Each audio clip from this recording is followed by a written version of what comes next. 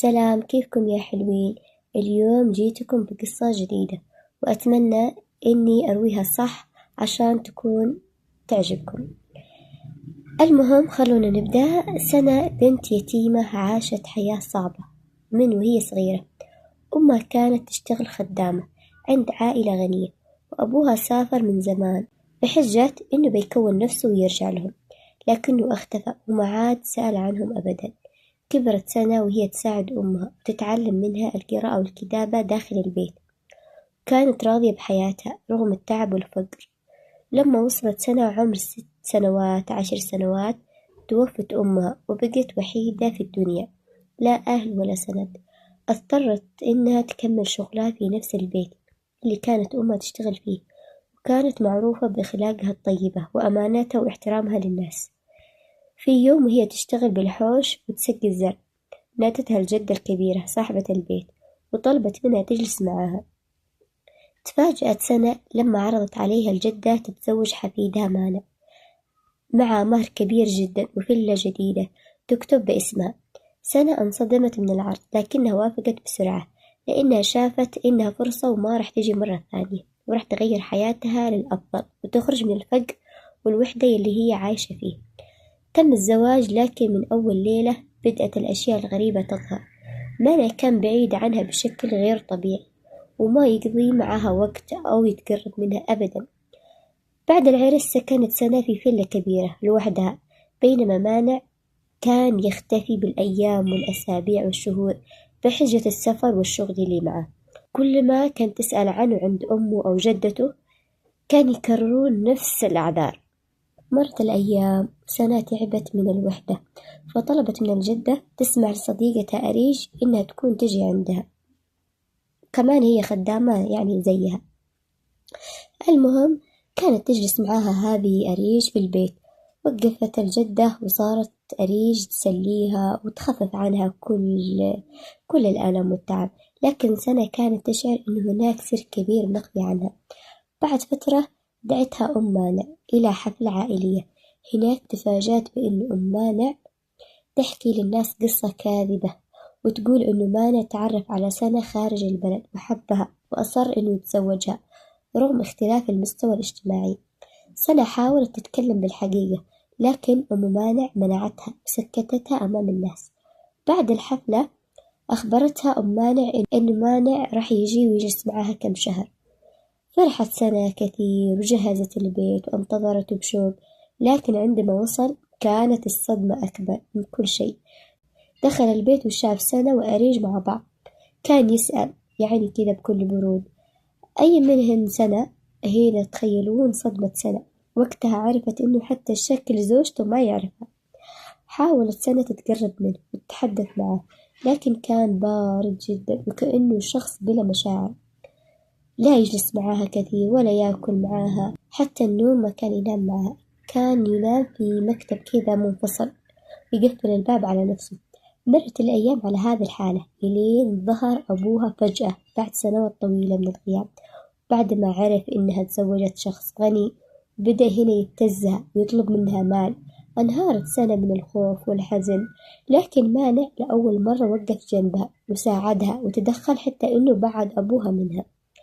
بدأت سنة تشعر إنه خلف بروده إنسان طيب يعني وحنون، فحاولت تقرب منه أكثر. وفي إحدى الليالي دخلت مكتبه بالصدفة، وهناك شافت حقيقة مرعبة. وجدت مانع في حالة عصبية صعبة وهستيرية شديدة، كان يصرخ ويكسر الأشياء ويشد شعره بعنف. حاولت تهديه، لكنه فقد السيطرة على نفسه بقوة ودفعها وخنقها، كان بده يحاول يخنقها برا.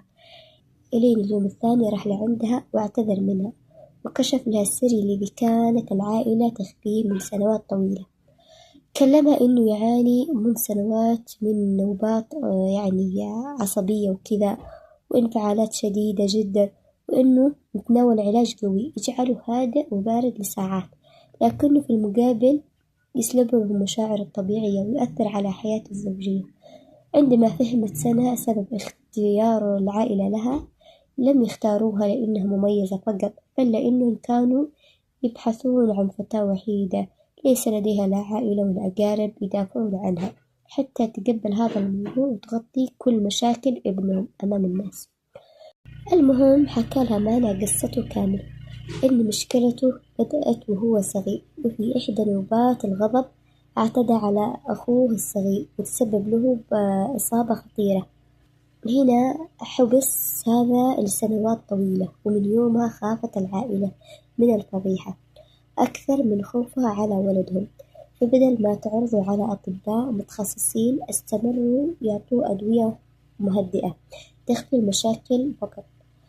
رغم خوفهم وصدمتهم الحقيقية شعرت هنا سناء بالشفقة عليه. كانت تشوف فيه إنسان مفقود كثير من كونه شخص يعني مخيف. وفي مرة مرض معنا ونقلته للمستشفى، وهناك كلمت إحدى الأطباء عن حالته. هنا أخبرهم واحد من الطبيب إنه العلاج الذي يستخدمه غير مناسب، ونصحها بطبيب نفسي مختص. بصعوبة أقنعت سناء مانع يزور الطبيب سرًا، وبعد جلسات كثيرة اكتشف الطبيب إن المشكلة ليست جنون ولا مرض عقلي، وإنما صدمات نفسية وضغوطات قديمة تراكمت داخله لسنوات طويلة. المهم بدأ البرنامج العلاجي الجديد يجمع بين العلاج النفسي والدواء الصحي. وقفت سناء بجانبه في كل خطوة وشجعته على الاستمرار وعدم الاستسلام. مع الوقت هنا بدأ شخصيته تتغير ورجعت له مشاعره الطبيعية، واختفت برودته تدريجيا حتى نوبات الغضب أصبحت أخف وأقل، وصار يثق بسناء ويعتمد عليها. بعد سنوات من الألم والعزلة وجد مانع شخص يؤمن به ويثق معه. وجدت سناء أخيرا العائلة والسند الذي كانت تحلم به لسنوات طويلة. المهم تحولت هذه العلاقة اللي بدأت بالكذب والأسرار إلى حب حقيقي مبني على الثقة والتفاهم. هنا في النهاية تعافى مانع بشكل كبير، وعاش هو وسناء حياة زوجية مستقرة وسعيدة. أما سناء فتعلمت إن الإنسان ما يقاس بكماله، وإنما بقدرته على المواجهة وعيوبه والتغلب عليها، وإن الحب الصادق أحيانا يكون سببا في شفاء الشخص وإنقاذ حياته بالكامل. وعاشت سناء مع زوجها مانع في سعادة غامرة لا توصف أبدا. بس وإلى هنا نكون قد وصلنا إلى نهاية هذه القصة. في أمان الله، في أمان الله، أستودعكم الله.